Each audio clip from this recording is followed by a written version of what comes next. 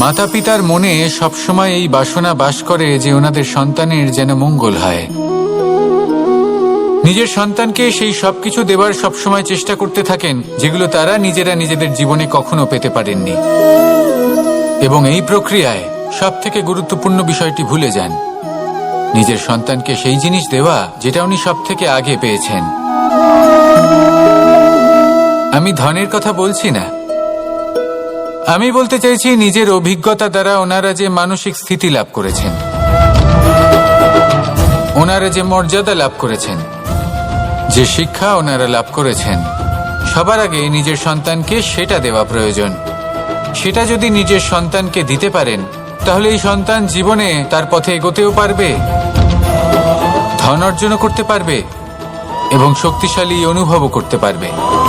সেই জন্য সন্তানকে সবার আগে সেটা দান করুন যেটা সব থেকে বেশি মূল্যবান। সেটা দিন যেটা আপনি সবার আগে লাভ করেছেন। আসুন আমার সাথে ভালোবেসে বলুন, রাধা রাধা। আজ আমরা দুই ধরনের ব্যক্তির বিষয়ে কথা বলবো। প্রথম জন হলেন যে প্রয়োজনের থেকে অনেক বেশি পরিমাণ ধন উপার্জন করে থাকেন। তার কাছে ততটা ধন থাকে যতটা তার প্রয়োজনও নেই, তারপরেও আরো ধন উপার্জন করতে চেষ্টা করতে থাকেন। সকল সম্ভব চেষ্টা করেন, সকল সম্ভব কর্ম করেন, তা সে উচিত কর্ম হোক বা অনুচিত, তাতে তাদের কিছুই যায় আসে না। তারা শুধুই এই সংসারের সকল সুখ ভোগ করতে চান, সকল স্বাচ্ছন্দ্য লাভ করতে চান। আজীবন তারা প্রচেষ্টাই করতে থাকেন। এবার এই করতে গিয়ে তারা ভারাক্রান্ত হয়ে সমস্যার সম্মুখীন হন। এনাদের সমগ্র জীবন এই চেষ্টাতেই চলে যায় জীবন যাপন করার বদলে। অন্যদিকে আরেকজন ব্যক্তি যিনি জানেন তার প্রয়োজন কতটুকু আর শুধুমাত্র সেই পরিমাণ ধন অর্জন করেন, তার থেকে বেশি একটুও নয়। উনি যদি দুবেলা খেতে পান, মাথা গোজার ঠাঁই পেয়ে যান, সেটাই পর্যাপ্ত। তাতেই তিনি আনন্দে জীবন যাপন করেন, না কোনো বৃথা চিন্তা করেন, না কোনো বৃথা কষ্ট করেন। এবার আমি আপনাদের জিজ্ঞেস করব, এই দুই ব্যক্তির মধ্যে আপনি কোন ব্যক্তি হতে চাইবেন? বেশিরভাগ মানুষ এটাই বলবেন যে আমরা সেই দ্বিতীয় মানুষ হতে চাই যারা সন্তুষ্ট। কিন্তু যদি মন দিয়ে দেখেন, আপনিও সেই কর্মই করছেন যা প্রথম ব্যক্তি করেন। আপনারা সবসময় চেষ্টা করে চলেছেন, এটাও লাভ করতে হবে, ওটাও লাভ করতে হবে, আমার এটারও প্রয়োজন, ওটারও প্রয়োজন। আপনি অনেক কিছু লাভ করেছেন, কিন্তু প্রশ্ন এটাই যে আপনার কি সেই সবকিছুর প্রয়োজন রয়েছে? এর উত্তর আপনার অন্তর্মনে রয়েছে। আপনার মন জানে যে আপনার প্রয়োজন কতটুকু। সেখানে গিয়ে দেখুন। সন্তুষ্টি মানুষকে আনন্দ দেয়। মানুষ যতটা সন্তুষ্ট হবে ততটাই সে আনন্দ লাভ করবে। এবার আপনাকে এই সিদ্ধান্ত নিতে হবে যে আপনি কখন আর কোথায় সন্তুষ্টি লাভ করবেন, কত কিছু লাভ করার পরে সন্তুষ্ট হবেন। এই উত্তর আপনি মন থেকে পাবেন। এই সমাজের চাহিদায় জড়িয়ে নিজেকে বিভ্রান্ত করবেন না। নিজের অন্তরের এই মিথ্যে অহংবোধকে প্রশ্রয় দিতে গিয়ে যদি আপনি এরকম প্রয়াস করতে থাকেন, তাহলে জীবনযাপন কখন করবেন? থেমে যান, শান্ত হয়ে যান, নিজের অন্তর মনে নিমজ্জিত হয়ে দেখুন যে সন্তুষ্টি কোথায়। এই সন্তুষ্টি লাভ করুন। এই মন প্রসন্ন হয়ে বলবে, রাধা রাধা। সিংহকে বনের রাজা বলা হয়। অত্যন্ত শক্তিশালী হয় সে, তার পরিবারও খুব বড় হয়। কিন্তু যদি এমন হয় যে সিংহের পরিবারে নিজেদের মধ্যেই কলহ সৃষ্টি হয়, যদি তারা নিজেরাই লড়তে থাকে, তাহলে কি হবে?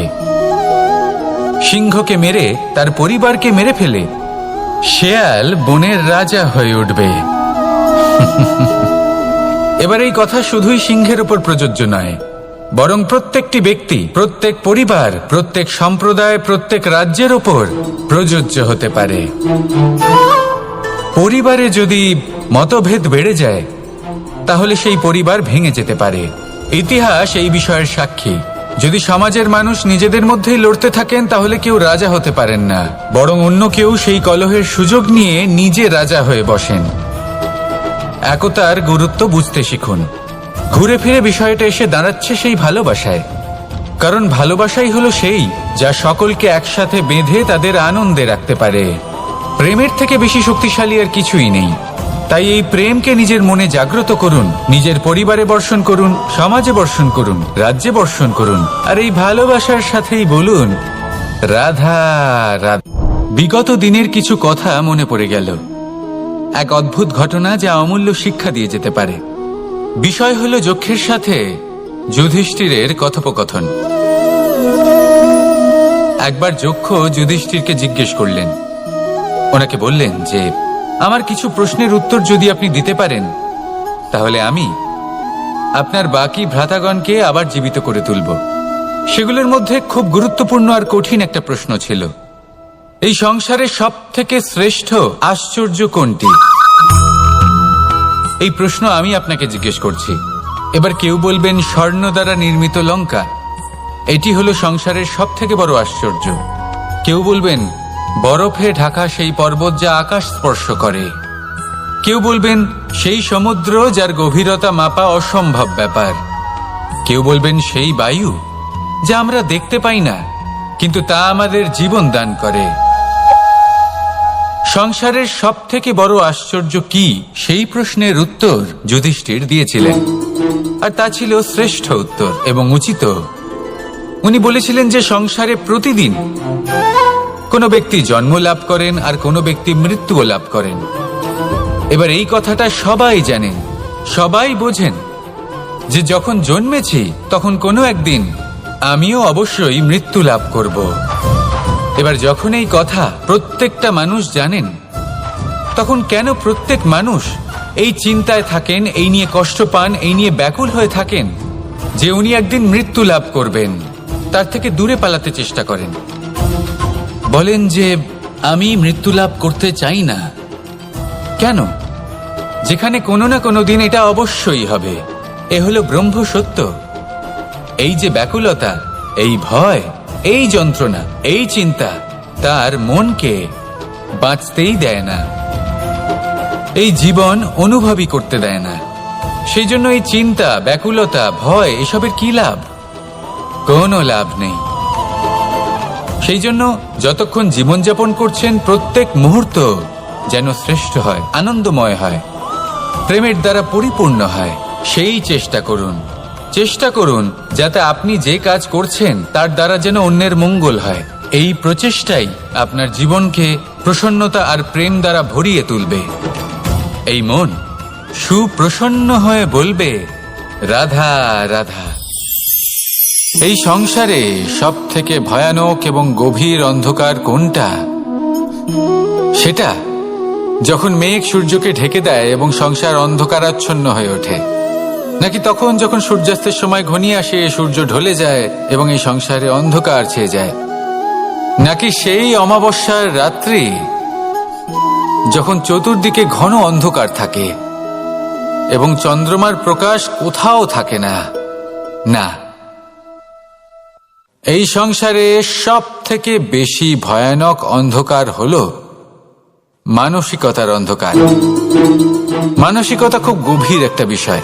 এই মানসিকতাই সত্যের রূপ ধারণ করে এবং আমাদের এই মানসিকতা এবং বিবেকে একটা সূর্য থাকে। যদি আমরা এটা জীবন থেকে বের করে ফেলি তাহলে নিরাশা, হতাশা, অসফলতা এর এমন এক ঘন অন্ধকারে আমরা ফেসে যাব যে তার থেকে বাইরে বের হওয়া প্রায় অসম্ভব ব্যাপার হয়ে দাঁড়াবে। বড়ই কঠিন হয় সেই সময়। সেই জন্য ইতিবাচক মনোভাব থাকা খুব প্রয়োজনীয়। এটা ভাববেন না যে এটা আমার সাথে কেন হলো, এই সমস্যা কেন এলো, ওই ব্যক্তি আমার সাথে এটা কেন করলেন। এটা ভাবুন যে আমি জীবনে যে পরিস্থিতিতে দাঁড়িয়ে আছি তার থেকে আমি ঠিক কিভাবে বাইরে বেরোতে পারবো। যতই ঘন অন্ধকার থাকুক না কেন, খুব ছোট একটা প্রদীপের প্রকাশ আমাদের পথপ্রদর্শক হয়ে দাঁড়াতে পারে। আর আমাদের জীবনে এই ছোট্ট একটা প্রকাশ হলো আশা। এই আশার একটি কিরণ আমাদের অত্যন্ত গাঢ় অন্ধকারেও পথ দেখাতে পারে। তাই এই আশাকে সবসময় মনে প্রজ্বলিত করে রাখুন। গাঢ় থেকে গাঢ় অন্ধকারের সাথে, কঠিন থেকে কঠিনতর সমস্যার সাথে লড়াই করুন, সামনে এগিয়ে চলুন, আর আমার সাথে ভালোবেসে বলুন রাধা রাধা। পায়েস হলো আমার বিশেষ প্রিয়। এর মধুর স্বাদ মনকে প্রফুল্ল করে তোলে। ছোটবেলায় মা আমার জন্য পায়েস বানাতেন এবং আমাকে বলতেন যে গরম থাকতে থাকতে খেয়ে নে কানাই, ঠান্ডা হয়ে গেলে ভালো লাগবে না। কিন্তু আমিও দুষ্টু ছিলাম, ঠান্ডা হওয়া পর্যন্ত অপেক্ষা করতাম, আর ঠান্ডা হয়ে যাওয়ার পরে মার কাছে যেতাম আর ওনাকে বলতাম যে মা, পায়েস তো ঠান্ডা হয়ে গেছে, এটা গরম করে দিন। তখন মা হাসতেন আর বলতেন যে পায়েস না হয় আমি আবার গরম করে দেব কানাই, কিন্তু এর মধুর স্বাদ, সেই মিষ্টত্ব, সেই সুবাস, সেটা আবার ফিরে আসবে না। কথাটা সত্যি। আর এই সত্যটাই আমাদেরও জীবনের সত্য। আমাদের জীবনের মধুর সম্পর্কগুলি, এতে যখন কটুভাব প্রবেশ করে তখন সেই মিষ্টত্ব ফিরিয়ে আনা প্রায় অসম্ভব ব্যাপার হয়ে যায়। আপনি চেষ্টা করে সেই সম্পর্ক ঠিক করতেই পারবেন, তার জন্য অগাধ পরিশ্রম করতে হবে, কিন্তু আবার সেই মিষ্টত্ব কখনো ফিরে আসবে না। সেই জন্য আপনার জীবনের যে মধুর সম্পর্ক আছে, যতটা সম্ভব চেষ্টা করুন তাতে মিষ্টত্ব বজায় রাখতে। কটুভাব আসতে দেবেন না। আসুন আর আমার সাথে মধুর স্বরে বলুন, রাধা রাধা। আমরা সবাই জীবনে সুখ লাভ করতে চাই। শুধু জীবনে কেন, জীবনের পরেও আমরা সুখ লাভ করতে চাই। আমরা সকলে স্বর্গের কামনা করি। কিন্তু খুব সহজ একটা কথা, যদি আপনি স্বর্গ লাভ করতে চান তাহলে প্রথমে মৃত্যু লাভ করতে হবে। আপনি যদি প্রাণই না দেন তাহলে আপনি স্বর্গ লাভ কিভাবে করবেন, তাই না? শুধু এই ছোট্ট একটা বিষয় দ্বারা আমরা জীবনে অনেক কিছুই শিখতে পারি। যদি আপনার কোনো লক্ষ্য থাকে, কোনো মনোবাঞ্ছিত স্থান থাকে, কোনো বড় কাজ আপনি করতে চান, তাহলে সেই সবই হবে। কিন্তু শুধুমাত্র কামনা করলে হবে না, আপনাকে কর্ম করতে হবে, নিরন্তর প্রয়াস, পরিশ্রম, পথ খুঁজতে হবে, সামনে অগ্রসর হতে হবে। কখনো অসফল হলে তার কারণ খুঁজতে হবে, বিপদের সম্মুখীন হতে হবে, অন্তর থেকে নিজের শক্তি বাড়িয়ে তুলতে হবে। তবেই আপনি নিজের লক্ষ্য লাভ করতে পারবেন, মনোবাঞ্ছিত স্থান পাবেন। মহান নদী গঙ্গা একটি বিন্দু দ্বারা শুরু হয়, ধীরে ধীরে অগ্রসর হয়। কোনো পাথরে ধাক্কা খেলেও সে থামে না, বরং এগোতেই থাকে। তারপরেই সে মহান নদী গঙ্গা হয়ে উঠতে পারে। পরিশ্রম করুন, লক্ষ্য লাভ করুন, আর আমার সাথে ভালোবেসে বলুন, রাধা রাধা। এগুলো হলো নিম পাতা। যদি এগুলো চেখে দেখেন তাহলে মুখ বিকৃত হবে। এগুলো কি তেঁতো খেতে, হে নারায়ণ! এর থেকে বেশি তিক্ত সংসারে আর কিছুই হতে পারে না। হয়তো আপনি এগুলো ফেলেও দেবেন, কিন্তু যদি এই স্বাদের ঊর্ধ্বে উঠে এই নিমের বিষয়ে আপনারা জানতে চেষ্টা করেন, তাহলে আপনি জানতে পারবেন যে এই নিম কতটা বেশি গুরুত্বপূর্ণ, কত গুরুত্বপূর্ণ ওষুধ, আর আমাদের শরীরের জন্য কতটা বেশি লাভজনক। এই নিম, এর মধ্যে অনেক রোগের উপশম নিহিত রয়েছে। এবার জীবনে আমরা বিভিন্ন মানুষের সাথে পরিচিত হই, নেত্র দ্বারা তাদের দেখি, কিন্তু তাদের আমরা খুব একটা পছন্দ করি না। সেক্ষেত্রে আমাদের কি করা উচিত? অন্তর মন দিয়ে তাদের দেখা উচিত। ওনাদের রূপ রং নয়, ওনাদের ব্যবহার, ওনাদের গুণাবলী দেখা উচিত। কারণ হতে পারে ঠিক যেমন নিম পাতা বাস্তবে খুব তেঁতো কিন্তু আমাদের শরীরের পক্ষে লাভজনক, সেইভাবেই এইসব মানুষ যাদের দেখলে আমাদের ভালো লাগে না, যাদের রূপ রং আমাদের পছন্দ হয় না, হয়তো সেই মানুষগুলোই আমাদের জীবনকে পূর্ণরূপে পাল্টে দিতে পারেন। হতে পারে তাদের মধ্যে এমন ক্ষমতা রয়েছে, আমাদের সুখ, শান্তি, প্রেরণা প্রদান করতে পারেন, আমাদের দুঃখ হরণ করতে পারেন, আমাদের পথ দেখাতে পারেন। সেই জন্য যখনই কোনো ব্যক্তিকে দেখবেন, চর্মচক্ষু নয়, অন্তর্মন দিয়ে দেখবেন, রূপ রং নয়, গুণাবলী দেখবেন। মানুষকে আরো ভালোভাবে বুঝতে পারবেন, আর এই মন প্রসন্ন হয়ে বলবে, রাধা রাধা। আপনি কখনো মাখনের হাঁড়ি ভেঙেছেন? কত আনন্দ পাওয়া যায়। এই মাখনের হাঁড়ি ভাঙলে পুরো মাখন আমাদের গায়ে এসে পড়ে আর মন উচ্ছ্বসিত হয়ে ওঠে। কিন্তু তার জন্য বালগোপালদের কত চেষ্টা করতে হয় সেটা কখনো ভেবে দেখেছেন? প্রথমে বড়ই পরিশ্রম করে একের ওপর এক সাবধানে ওপরে চড়তে হয়, তারপরে ভারসাম্য বজায় রাখতে হয়, পড়ে গেলে হবে না। তারপর এই হাতের দ্বারা সেই মাখনের হাঁড়ি ভাঙতে হয়, তখন মাখন পড়ে। এবার এরকমই কিছু আমাদের জীবনে আমাদের সাথেও হয়। এবার আপনি বলবেন যে মাখনের হাঁড়ি ভাঙার এই প্রক্রিয়া, তার সাথে জীবনের কি সম্পর্ক থাকতে পারে? আসলে আমাদের মনের মাঝেও একটা হাঁড়ি রয়েছে, অহংকারের হাঁড়ি। আর এই অহংকারের হাঁড়ি যখন ভেঙে যায়, তখন প্রসন্ন হবার আনন্দ চতুর্দিকে ছড়িয়ে পড়ে। এই মন, এই আত্মা, এই দুই প্রসন্ন হয়ে যায়। কিন্তু তার জন্য আপনাদেরকেও বালগোপালের মতো চেষ্টা করে যেতেই হবে, ভারসাম্য বজায় রাখতেই হবে মনের মাঝে এবং এই বুদ্ধিতে, ভালো এবং মন্দের মধ্যে, লোভ এবং পরমার্থের মধ্যে। আর তারপর নিজে হাতে অহংকারের এই হাঁড়ি ভেঙে দিতে হয়। দেখুন, যদি ঈশ্বরের সঙ্গ লাভ করতে চান তাহলে অহংকারের এই হাঁড়ি ভাঙতেই হবে। আসুন আর আমার সাথে ভালোবেসে বলুন, রাধা রাধা।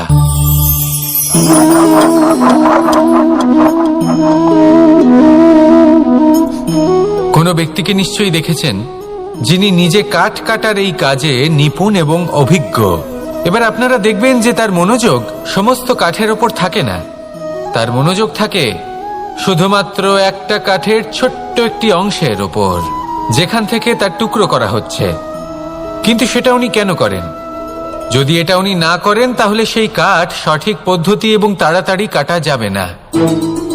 জীবনেও তাই হয়ে থাকে।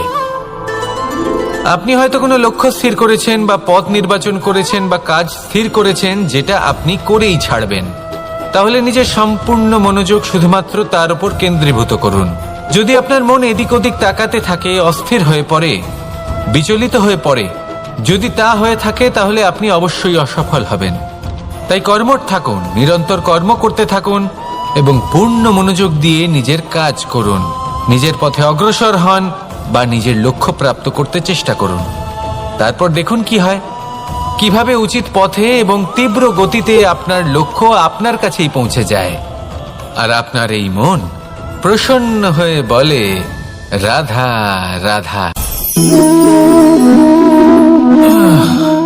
আলস্য আপনার আরো একটা অত্যন্ত বড় শত্রু, যা আপনার মনের মধ্যে বসবাস করে আর ধীরে ধীরে আপনার কার্য শরীরের একটা অংশ হয়ে ওঠে। সব কাজে দেরি করিয়ে দেয়, সবকিছু নষ্ট করে দিতে পারে এই আলস্য। এই কাজ আজকে হলো না, কোনো ব্যাপার নয়, কালকে করে নেব। প্রকৃতি আমাদের এটা শেখায় না। ভেবে দেখুন, যদি সূর্য এটা ভাবে যে কাল উদিত হব না, কিছুদিন পরে উদয় হব, তাহলে কি হবে? সমগ্র পৃথিবীর বিনাশ হয়ে যাবে, ঠিক কি না? দেখুন, এই আলস্য নিয়ে খুব সুন্দর একটা কথা আছে, আলস্যস্য কুত বিদ্যা। অর্থাৎ যিনি অলস হয়ে বসে থাকেন তিনি বিদ্যা লাভ করেন না, জ্ঞান লাভ করেন না। আর জ্ঞান না থাকলে তিনি ধন অর্জন করতে পারেন না। তার জীবনে সুখ স্বাচ্ছন্দ্যের অভাব থাকে, বন্ধুর অভাব থাকে। যেখানে সুখ স্বাচ্ছন্দ্য নেই, মিত্র নেই, আপনজন নেই, জ্ঞান নেই, সেখানে আনন্দ কিভাবে বাস করতে পারে? সেই জন্য কথায় আছে, যিনি কর্ম করেন তিনি এই সংসারে যে কোনো সুখ স্বাচ্ছন্দ্য ভোগ করতে পারেন। তাই কর্ম করুন, সময়কে সম্মান করুন, আর এই আলস্যের উপর বিজয় লাভ করুন। আর আমার সাথে ভালোবেসে বলুন, রাধা রাধা। সাফল্য এবং অসফলতা, মানুষের জীবন এই দুই চাকার ওপরই দাঁড়িয়ে থাকে, এর আশেপাশেই ঘুরতে থাকে। তাই সাফল্য এবং অসফলতা অত্যন্ত লাভদায়কও হতে পারে, আবার অত্যন্ত ক্ষতিকারকও হতে পারে, নির্ভর করছে মানুষের উপর। যদি কথা বলা হয় সাফল্যের, তাহলে যখনই সাফল্য আসে তখন সেই সাফল্য তার মাথায় চড়ে বসে। তিনি নিজের পথ থেকে সরে যান, লক্ষ্যভ্রষ্ট হয়ে যান, অনুচিত কাজের দিকে অগ্রসর হয়ে পড়েন, বিনাশের দিকে অগ্রসর হয়ে পড়েন। কিন্তু সেই সাফল্য যদি মাথায় চড়তে না দিয়ে মনের মাঝে বাস করে, তাহলে সে নিজের সাফল্য অনুভব করতে পারবে, নিজের কর্তব্য অনুভব করতে পারবে, ভাববে যে কিভাবে এই সাফল্য দ্বারা সমাজের কিছু মঙ্গল করা যেতে পারে, আর সেই সাফল্যই তার জন্য বরদান হয়ে যাবে। এবার যদি কথা বলি অসফলতার, তাহলে যখনই অসফলতা আসে তখন মানুষ তাতে মন খারাপ করে বসেন, দুঃখী হয়ে পড়েন, হেরে গেছেন বোধ করেন, জীবনের সামনে অগ্রসর হওয়ার সাহস করতেই পারেন না। তার কি করা উচিত? তার মন থেকে না ভেবে মস্তিষ্কের দৃষ্টিভঙ্গি দিয়ে ভেবে দেখা উচিত যে আমি এমন কি করলাম যাতে আমি অসফল হলাম। নিজেকে শুধরে নেওয়া উচিত। তখন এই অসফলতা মানুষের কাছে আশীর্বাদ প্রমাণিত হবে, আর পরের বার তিনি অবশ্যই সফলতা লাভ করবেন। তাই মনে রাখবেন, সাফল্য এবং অসফলতা আপনার জন্য লাভদায়কও হতে পারে, ঘাতকও প্রমাণিত হতে পারে, বিধ্বংসীকারীও হতে পারে। তা নির্ভর করছে আপনার উপর যে আপনি মস্তিষ্ক দিয়ে দেখতে চান নাকি হৃদয় দিয়ে দেখতে চান। শেষ পর্যন্ত সিদ্ধান্ত আপনারই। আসুন আর আমার সাথে ভালোবেসে বলুন, রাধা রাধা। মাতা পিতার মনে সবসময় এই বাসনা বাস করে যে ওনাদের সন্তানের যেন মঙ্গল হয়। নিজের সন্তানকে সেই সবকিছু দেবার সবসময় চেষ্টা করতে থাকেন যেগুলো তারা নিজেরা নিজেদের জীবনে কখনো পেতে পারেননি, এবং এই প্রক্রিয়ায় সব থেকে গুরুত্বপূর্ণ বিষয়টি ভুলে যান, নিজের সন্তানকে সেই জিনিস দেওয়া যেটা উনি সব থেকে আগে পেয়েছেন। আমি ধনের কথা বলছি না, আমি বলতে চাইছি নিজের অভিজ্ঞতা দ্বারা ওনারা যে মানসিক স্থিতি লাভ করেছেন, ওনারা যে মর্যাদা লাভ করেছেন, যে শিক্ষা ওনারা লাভ করেছেন, সবার আগে নিজের সন্তানকে সেটা দেওয়া প্রয়োজন। সেটা যদি নিজের সন্তানকে দিতে পারেন, তাহলে এই সন্তান জীবনে তার পথে এগোতেও পারবে, ধন অর্জনও করতে পারবে এবং শক্তিশালী অনুভবও করতে পারবে। সেই জন্য সন্তানকে সবার আগে সেটা দান করুন যেটা সব থেকে বেশি মূল্যবান। সেটা দিন যেটা আপনি সবার আগে লাভ করেছেন। আসুন আমার সাথে ভালোবেসে বলুন, রাধা রাধা। আজ আমরা দুই ধরনের ব্যক্তির বিষয়ে কথা বলবো। প্রথম জন হলেন যে প্রয়োজনের থেকে অনেক বেশি পরিমাণ ধন উপার্জন করে থাকেন। তার কাছে ততটা ধন থাকে যতটা তার প্রয়োজনও নেই, তারপরেও আরো ধন উপার্জন করতে চেষ্টা করতে থাকেন। সকল সম্ভব চেষ্টা করেন, সকল সম্ভব কর্ম করেন, তা সে উচিত কর্ম হোক বা অনুচিত, তাতে তাদের কিছুই যায় আসে না। তারা শুধুই এই সংসারের সকল সুখ ভোগ করতে চান, সকল স্বাচ্ছন্দ্য লাভ করতে চান। আজীবন তারা প্রচেষ্টাই করতে থাকেন। এবার এই করতে গিয়ে তারা ভারাক্রান্ত হয়ে সমস্যার সম্মুখীন হন। এনাদের সমগ্র জীবন এই চেষ্টাতেই চলে যায়, জীবন যাপন করার বদলে। অন্যদিকে আরেকজন ব্যক্তি যিনি জানেন তার প্রয়োজন কতটুকু, আর শুধুমাত্র সেই পরিমাণ ধন অর্জন করেন, তার থেকে বেশি একটুও নয়। উনি যদি দুবেলা খেতে পান, মাথা গোজার ঠাঁই পেয়ে যান, সেটাই পর্যাপ্ত। তাতেই তিনি আনন্দে জীবন যাপন করেন, না কোনো বৃথা চিন্তা করেন, না কোনো বৃথা কষ্ট করেন। এবার আমি আপনাদের জিজ্ঞেস করব, এই দুই ব্যক্তির মধ্যে আপনি কোন ব্যক্তি হতে চাইবেন? বেশিরভাগ মানুষ এটাই বলবেন যে আমরা সেই দ্বিতীয় মানুষ হতে চাই যারা সন্তুষ্ট। কিন্তু যদি মন দিয়ে দেখেন, আপনিও সেই কর্মই করছেন যা প্রথম ব্যক্তি করেন। আপনারা সবসময় চেষ্টা করে চলেছেন, এটাও লাভ করতে হবে, ওটাও লাভ করতে হবে, আমার এটারও প্রয়োজন, ওটারও প্রয়োজন। আপনি অনেক কিছু লাভ করেছেন, কিন্তু প্রশ্ন এটাই যে আপনার কি সেই সবকিছুর প্রয়োজন রয়েছে? এর উত্তর আপনার অন্তর মনে রয়েছে। আপনার মন জানে যে আপনার প্রয়োজন কতটুকু। সেখানে গিয়ে দেখুন। সন্তুষ্টি মানুষকে আনন্দ দেয়। মানুষ যতটা সন্তুষ্ট হবে ততটাই সে আনন্দ লাভ করবে। এবার আপনাকে এই সিদ্ধান্ত নিতে হবে যে আপনি কখন আর কোথায় সন্তুষ্টি লাভ করবেন, কত কিছু লাভ করার পরে সন্তুষ্ট হবেন। এই উত্তর আপনি মন থেকে পাবেন। এই সমাজের চাহিদায় জড়িয়ে নিজেকে বিভ্রান্ত করবেন না। নিজের অন্তরের এই মিথ্যে অহংবোধকে প্রশ্রয় দিতে গিয়ে যদি আপনি এরকম প্রয়াস করতে থাকেন, তাহলে জীবনযাপন কখন করবেন? থেমে যান, শান্ত হয়ে যান, নিজের অন্তর মনে নিমজ্জিত হয়ে দেখুন যে সন্তুষ্টি কোথায়। এই সন্তুষ্টি লাভ করুন। এই মন প্রসন্ন হয়ে বলবে, রাধা রাধা। সিংহকে বনের রাজা বলা হয়। অত্যন্ত শক্তিশালী হয় সে, তার পরিবারও খুব বড় হয়। কিন্তু যদি এমন হয় যে সিংহের পরিবারে নিজেদের মধ্যেই কলহ সৃষ্টি হয়, যদি তারা নিজেরাই লড়তে থাকে, তাহলে কি হবে? সিংহকে মেরে তার পরিবারকে মেরে ফেলে শেয়াল বনের রাজা হয়ে উঠবে। এবার এই কথা শুধুই সিংহের উপর প্রযোজ্য নয়, বরং প্রত্যেকটি ব্যক্তি, প্রত্যেক পরিবার, প্রত্যেক সম্প্রদায়, প্রত্যেক রাজ্যের ওপর প্রযোজ্য হতে পারে। পরিবারে যদি মতভেদ বেড়ে যায়, তাহলে সেই পরিবার ভেঙে যেতে পারে। ইতিহাস এই বিষয়ের সাক্ষী। যদি সমাজের মানুষ নিজেদের মধ্যেই লড়তে থাকেন, তাহলে কেউ রাজা হতে পারেন না, বরং অন্য কেউ সেই কলহের সুযোগ নিয়ে নিজে রাজা হয়ে বসেন। একতার গুরুত্ব বুঝতে শিখুন। ঘুরে ফিরে বিষয়টা এসে দাঁড়াচ্ছে সেই ভালোবাসায়, কারণ ভালোবাসাই হলো সেই যা সকলকে একসাথে বেঁধে তাদের আনন্দে রাখতে পারে। প্রেমের থেকে বেশি শক্তিশালী আর কিছুই নেই। তাই এই প্রেমকে নিজের মনে জাগ্রত করুন, নিজের পরিবারে বর্ষণ করুন, সমাজে বর্ষণ করুন, রাজ্যে বর্ষণ করুন, আর এই ভালোবাসার সাথেই বলুন, রাধা রাধা। বিগত দিনের কিছু কথা মনে পড়ে গেল। এক অদ্ভুত ঘটনা যা অমূল্য শিক্ষা দিয়ে যেতে পারে। বিষয় হলো যক্ষের সাথে যুধিষ্ঠিরের কথোপকথন।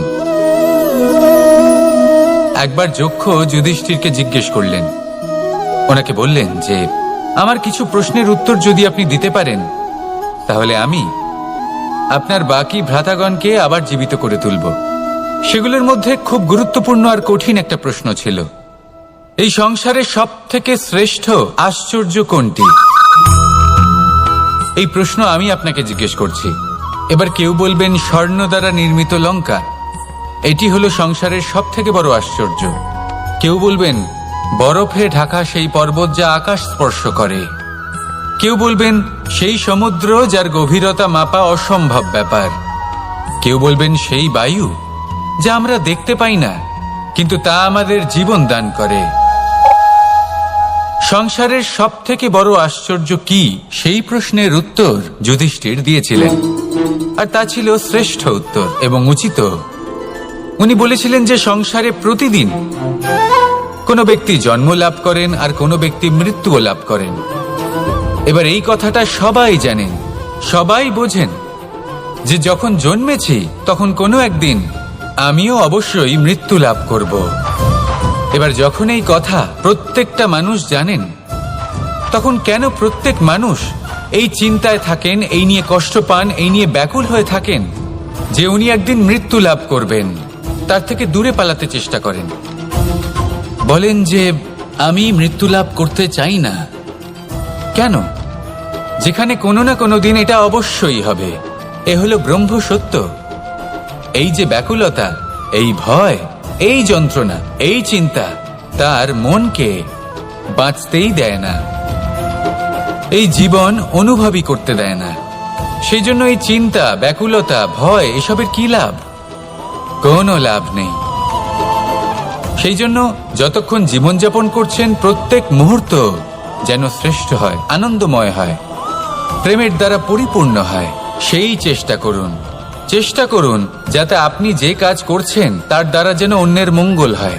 এই প্রচেষ্টাই আপনার জীবনকে প্রসন্নতা আর প্রেম দ্বারা ভরিয়ে তুলবে। এই মন সুপ্রসন্ন হয়ে বলবে, রাধা রাধা। এই সংসারে সব থেকে ভয়ানক এবং গভীর অন্ধকার কোনটা? সেটা যখন মেঘ সূর্যকে ঢেকে দেয় এবং সংসার অন্ধকারাচ্ছন্ন হয়ে ওঠে, নাকি তখন যখন সূর্যাস্তের সময় ঘনিয়ে আসে, সূর্য ঢলে যায় এবং এই সংসারে অন্ধকার ছেয়ে যায়, নাকি সেই অমাবস্যার রাত্রি যখন চতুর্দিকে ঘন অন্ধকার থাকে এবং চন্দ্রমার প্রকাশ কোথাও থাকে না? না, এই সংসারে সব থেকে বেশি ভয়ানক অন্ধকার হলো মানসিকতার অন্ধকার। মানসিকতা খুব গভীর একটা বিষয়। এই মানসিকতাই সত্যের রূপ ধারণ করে এবং আমাদের এই মানসিকতা এবং বিবেকে একটা সূর্য থাকে। যদি আমরা এটা জীবন থেকে বের করে ফেলি তাহলে নিরাশা, হতাশা, অসফলতা এর এমন এক ঘন অন্ধকারে আমরা ফেসে যাব যে তার থেকে বাইরে বের হওয়া প্রায় অসম্ভব ব্যাপার হয়ে দাঁড়াবে। বড়ই কঠিন হয় সেই সময়। সেই জন্য ইতিবাচক মনোভাব থাকা খুব প্রয়োজনীয়। এটা ভাববেন না যে এটা আমার সাথে কেন হলো, এই সমস্যা কেন এলো, ওই ব্যক্তি আমার সাথে এটা কেন করলেন। এটা ভাবুন যে আমি জীবনে যে পরিস্থিতিতে দাঁড়িয়ে আছি তার থেকে আমি ঠিক কিভাবে বাইরে বেরোতে পারবো। যতই ঘন অন্ধকার থাকুক না কেন, খুব ছোট একটা প্রদীপের প্রকাশ আমাদের পথপ্রদর্শক হয়ে দাঁড়াতে পারে। আর আমাদের জীবনে এই ছোট্ট একটা প্রকাশ হলো আশা। এই আশার একটি কিরণ আমাদের অত্যন্ত গাঢ় অন্ধকারেও পথ দেখাতে পারে। তাই এই আশাকে সবসময় মনে প্রজ্বলিত করে রাখুন। গাঢ় থেকে গাঢ় অন্ধকারের সাথে, কঠিন থেকে কঠিনতর সমস্যার সাথে লড়াই করুন, সামনে এগিয়ে চলুন আর আমার সাথে ভালোবেসে বলুন, রাধা রাধা। পায়েস হলো আমার বিশেষ প্রিয়। এর মধুর স্বাদ মনকে প্রফুল্ল করে তোলে। ছোটবেলায় মা আমার জন্য পায়েস বানাতেন এবং আমাকে বলতেন যে গরম থাকতে থাকতে খেয়ে নে কানাই, ঠান্ডা হয়ে গেলে ভালো লাগবে না। কিন্তু আমিও দুষ্টু ছিলাম। ঠান্ডা হওয়া পর্যন্ত অপেক্ষা করতাম আর ঠান্ডা হয়ে যাওয়ার পরে মার কাছে যেতাম আর ওনাকে বলতাম যে মা, পায়েস তো ঠান্ডা হয়ে গেছে, এটা গরম করে দিন। তখন মা হাসতেন আর বলতেন যে পায়েস না হয় আমি আবার গরম করে দেব কানাই, কিন্তু এর মধুর স্বাদ, সেই মিষ্টত্ব, সেই সুবাস, সেটা আবার ফিরে আসবে না। কথাটা সত্যি। আর এই সত্যটাই আমাদেরও জীবনের সত্য। আমাদের জীবনের মধুর সম্পর্কগুলি, এতে যখন কটুভাব প্রবেশ করে তখন সেই মিষ্টত্ব ফিরিয়ে আনা প্রায় অসম্ভব ব্যাপার হয়ে যায়। আপনি চেষ্টা করে সেই সম্পর্ক ঠিক করতেই পারবেন, তার জন্য অগাধ পরিশ্রম করতে হবে, কিন্তু আবার সেই মিষ্টত্ব কখনো ফিরে আসবে না। সেই জন্য আপনার জীবনের যে মধুর সম্পর্ক আছে, যতটা সম্ভব চেষ্টা করুন তাতে মিষ্টত্ব বজায় রাখতে। কটুভাব আসতে দেবেন না। আসুন আর আমার সাথে মধুর স্বরে বলুন, রাধা রাধা। আমরা সবাই জীবনে সুখ লাভ করতে চাই। শুধু জীবনে কেন, জীবনের পরেও আমরা সুখ লাভ করতে চাই। আমরা সকলে স্বর্গের কামনা করি। কিন্তু খুব সহজ একটা কথা, যদি আপনি স্বর্গ লাভ করতে চান তাহলে প্রথমে মৃত্যু লাভ করতে হবে। আপনি যদি প্রাণই না দেন তাহলে আপনি স্বর্গ লাভ কিভাবে করবেন, তাই না? শুধু এই ছোট্ট একটা বিষয় দ্বারা আমরা জীবনে অনেক কিছুই শিখতে পারি। যদি আপনার কোনো লক্ষ্য থাকে, কোনো মনোবাঞ্ছিত স্থান থাকে, কোনো বড় কাজ আপনি করতে চান, তাহলে সেই সবই হবে। কিন্তু শুধুমাত্র কামনা করলে হবে না, আপনাকে কর্ম করতে হবে। নিরন্তর প্রয়াস, পরিশ্রম, পথ খুঁজতে হবে, সামনে অগ্রসর হতে হবে। কখনো অসফল হলে তার কারণ খুঁজতে হবে, বিপদের সম্মুখীন হতে হবে, অন্তর থেকে নিজের শক্তি বাড়িয়ে তুলতে হবে। তবেই আপনি নিজের লক্ষ্য লাভ করতে পারবেন, মনোবাঞ্ছিত স্থান পাবেন। মহান নদী গঙ্গা একটি বিন্দু দ্বারা শুরু হয়, ধীরে ধীরে অগ্রসর হয়। কোনো পাথরে ধাক্কা খেলেও সে থামে না, বরং এগোতেই থাকে। তারপরেই সে মহান নদী গঙ্গা হয়ে উঠতে পারে। পরিশ্রম করুন, লক্ষ্য লাভ করুন, আর আমার সাথে ভালোবেসে বলুন, রাধা রাধা। এগুলো হলো নিম পাতা। যদি এগুলো চেখে দেখেন তাহলে মুখ বিকৃত হবে। এগুলো কি তেতো খেতে, হে নারায়ণ! এর থেকে বেশি তিক্ত সংসারে আর কিছুই হতে পারে না। হয়তো আপনি এগুলো ফেলেও দেবেন, কিন্তু যদি এই স্বাদের ঊর্ধ্বে উঠে এই নিমের বিষয়ে আপনারা জানতে চেষ্টা করেন তাহলে আপনি জানতে পারবেন যে এই নিম কতটা বেশি গুরুত্বপূর্ণ। কত গুরুত্বপূর্ণ ওষুধ আর আমাদের শরীরের জন্য কতটা বেশি লাভজনক। এই নিম এর মধ্যে অনেক রোগের উপশম নিহিত রয়েছে। এবার জীবনে আমরা বিভিন্ন মানুষের সাথে পরিচিত হই, নেত্র দ্বারা তাদের দেখি, কিন্তু তাদের আমরা খুব একটা পছন্দ করি না। সেক্ষেত্রে আমাদের কি করা উচিত? অন্তর মন দিয়ে তাদের দেখা উচিত। ওনাদের রূপ রং নয়, ওনাদের ব্যবহার, ওনাদের গুণাবলী দেখা উচিত। কারণ হতে পারে ঠিক যেমন নিম পাতা বাস্তবে খুব তেঁতো কিন্তু আমাদের শরীরের পক্ষে লাভজনক, সেইভাবেই এইসব মানুষ যাদের দেখলে আমাদের ভালো লাগে না, যাদের রূপ রং আমাদের পছন্দ হয় না, হয়তো সেই মানুষগুলোই আমাদের জীবনকে পূর্ণরূপে পাল্টে দিতে পারেন। হতে পারে তাদের মধ্যে এমন ক্ষমতা রয়েছে, আমাদের সুখ, শান্তি, প্রেরণা প্রদান করতে পারেন, আমাদের দুঃখ হরণ করতে পারেন, আমাদের পথ দেখাতে পারেন। সেই জন্য যখনই কোনো ব্যক্তিকে দেখবেন, চর্মচক্ষু নয়, অন্তর্মন দিয়ে দেখবেন, রূপ রং নয়, গুণাবলী দেখবেন, মানুষকে আরো ভালোভাবে বুঝতে পারবেন। আর এই মন প্রসন্ন হয়ে বলবে, রাধা রাধা। জীবনযাত্রায় ভোগ বিলাসের পথে হারিয়ে যাওয়া খুব সহজ। বারবার থেমে আপনাকে দেখতে হবে, নিজেকে কিছু প্রশ্ন করতে হবে। আমি কি আজ সেই কর্মই করছি যেটা আমি করতে চেয়েছিলাম? আমি কি আজ সেই জীবন যাপন করছি যেমন আমি যাপন করতে চেয়েছিলাম? যদি এই প্রশ্নগুলোর উত্তর হ্যাঁ হয়, তাহলে এগোতে থাকুন, নয়তো থেমে যান এবং বিচরণ করুন। মনে রাখবেন, এই সংসার অত্যন্ত জটিল আর এতে হারিয়ে যাওয়া অত্যন্ত সরল। সেই জন্য নিজে থেকে বারবার থামা এবং জীবন চিন্তন করা অত্যন্ত আবশ্যক। তাহলে সেটাই করুন আর আমার সাথে ভালোবেসে বলুন, রাধা রাধা। আমরা যখনই কোনো যাত্রায় যাব বলে মনে করি, তখনই আমরা প্রস্তুত থাকি আসন্ন বিপদের জন্য বা সংকটের জন্য। যেমন যদি আমাদের মনে হয় যে আজকের পরিবেশ খুব ঠান্ডা হবে, তাহলে আমরা গরম বস্ত্র ধারণ করি বা সেটাকে সাথে নিয়ে যাই। যদি মনে হয় যে বৃষ্টি হতে পারে বা বৃষ্টি হয়ে চলেছে, আমরা দেখছি, তাহলে আমরা একটা ছাতা সাথে নিয়ে নিই। আমরা প্রস্তুত থাকতে চাই এবং এটাই উচিত, এবং সেই কারণেই আমরা যাত্রায় সাফল্য লাভ করি। কিন্তু যদি আমরা কথা বলি জীবনযাত্রা নিয়ে, যা কিনা সব থেকে বেশি গুরুত্বপূর্ণ, তাহলে তার জন্য আমরা পূর্ণরূপে প্রস্তুত থাকি না। আশেপাশের মানুষ, এই সমাজ, আমাদের সাথী, আমাদের মিত্ররা যে কোনো মুহূর্তে বদলে যেতে পারেন। সেই জন্য আমরা নিজেদেরকে কখনো সাবধান করি না, কখনোই নিজেদের প্রস্তুত করি না। আমাদের এটা কখনোই মনে হয় না যে এরকম হতে পারে, আর সেই কারণেই শেষে গিয়ে আমরা অত্যন্ত দুঃখ পাই। একটা অমূল্য শিক্ষা আছে যেটা আমাদের লাভ করা উচিত, সতর্ক থাকা উচিত। এই জীবনযাত্রার জন্য শুধুমাত্র এই পরিবেশের বিষয়ে তথ্য সংগ্রহ করা বা তাকে অনুমান করা, এটুকু হলেই চলবে না।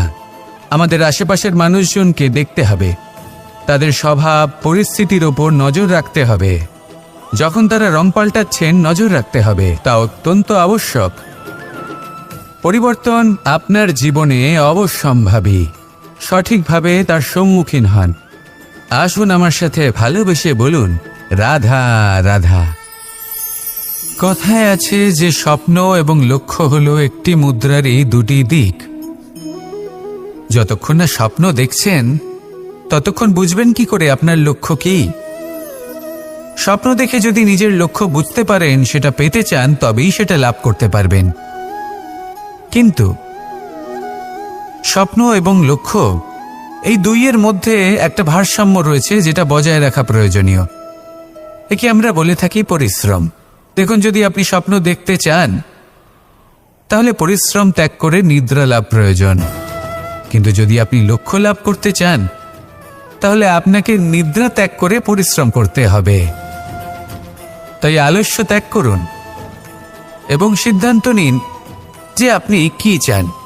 আপনার জীবনের এই তুলাদণ্ডে স্বপ্নের পাল্লা ভারী হওয়া প্রয়োজন নাকি লক্ষ্যের? আমার মতে এই দুইয়ের মধ্যে যদি ভারসাম্য বজায় রাখেন, তবে পথ নিজে থেকেই সামনে আসবে। শুধু সেই পথে অগ্রসর হতে থাকুন এবং আমার সাথে ভালোবেসে বলুন, রাধা রাধা।